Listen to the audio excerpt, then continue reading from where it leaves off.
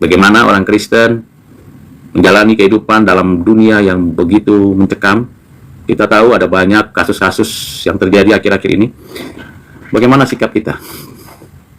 Entah kasus pelecehan terhadap orang Kristen, kasus yang sangat marak sekarang untuk kaum remaja, ya, mental health, ya, kesehatan jiwa, dan banyak kasus lain. Kalau kita mau bahas kasus pertama mengenai banyak orang yang menghina Yesus, bahkan menghujat Tuhan, melecehkan Tuhan sampai ada yang emosi, kemudian melaporkan ke pihak berwajib dan ditangkap. Itu biasa. Tuhan Yesus saja waktu dia melayani, diadili, dihakimi, dihukum di atas kayu salib. Dia tidak melawan. Dia hanya mengatakan, Bapa ampunilah mereka. Karena orang-orang seperti itu, kalau dia memang bukan orang pilihan, sengaja dibiarkan Tuhan. Karena dia binasa selamanya di api neraka yang tak terpadamkan itu. Jadi tidak usah kita balas kejahatan dengan kejahatan. Karena memang dibiarkan. Dibiarkan sampai akhirnya orang-orang seperti itu meluapkan rasa bencinya kepada Tuhan. Karena memang di sanalah terbukti mereka bukan orang pilihan. Kalau di dalam ajaran Alkitab, mereka yang jahat, bahkan menghina, menghujat, itu kalau bukan orang pilihan, mereka adalah orang binasa, yang diciptakan Allah untuk binasa. Yang diciptakan Allah untuk binasa, sehingga dibiarkan melakukan kejahatan apapun. Ya, dari sisi manusia, mungkin saudara dan saya, dari sisi kita akan mengalami goncangan atau ketidaksukaan. Kenapa dia tidak toleran? Mengapa dia tidak melakukan hal yang baik atau diajarkan kebaikan itu?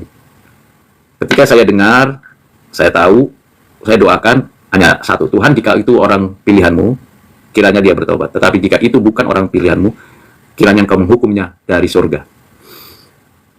Tinggalkan dan kebaskan debu, supaya kita bisa lanjutkan pelayanan. Karena banyak orang yang sedang menanti berita kabar baik, yang sementara bukan orang Kristen. Itu yang pertama, sikap kita. Yang kedua, kalaupun ada upaya hukum untuk mengadukan, itu sebatas penghukuman kalaupun terjadi, atas dasar keadilan moral yang dinyatakan secara umum.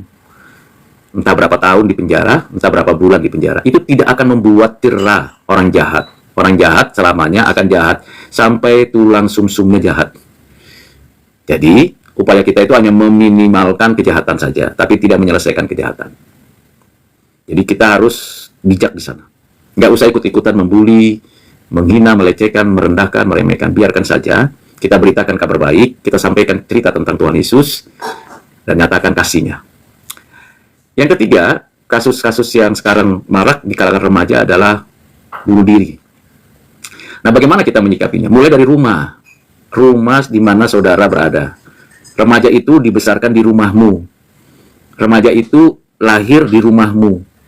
Jadi pembentukan karakter, pembentukan iman, pembentukan pengetahuan itu dimulai dari rumah.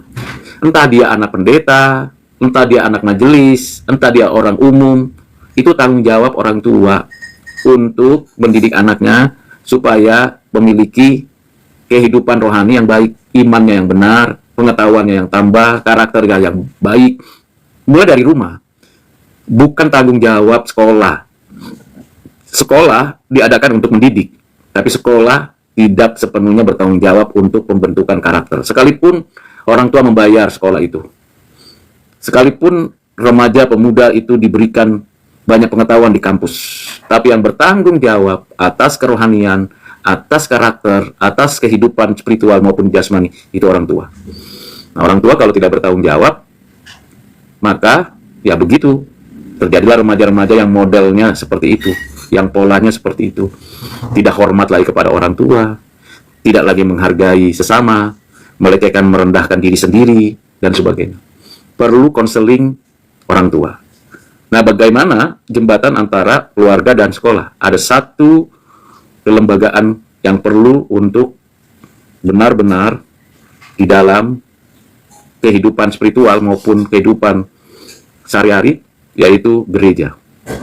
Bagaimana gereja untuk ikut terlibat di dalam pembentukan spiritual, dan bagaimana gereja juga bermitra dengan keluarga dan sekolah, supaya kehadiran gereja bukan hanya pada hari Minggu, atau kegiatan-kegiatan program yang sudah diatur sedemikian rupa oleh gereja itu, tetapi memperhatikan kehidupan keluarga, memperhatikan kondisi anak-anak remaja di sekolah.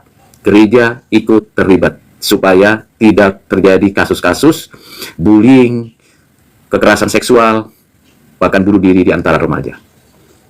Kita bukan hanya berdoa, meminta belas kasihan Tuhan, tapi kita beraksi terhadap kenyataan bahwa memang anak-anak sekarang itu membutuhkan Kristus. Sama seperti kita dulu, sama seperti remaja-remaja kebanyakan di setiap tempat, di segala zaman. Butuh Kristus, menghadirkan Kristus di rumah sendiri. Kiranya Tuhan menolong saudara dengan 3 respon saya terhadap peristiwa-peristiwa yang sekarang terjadi.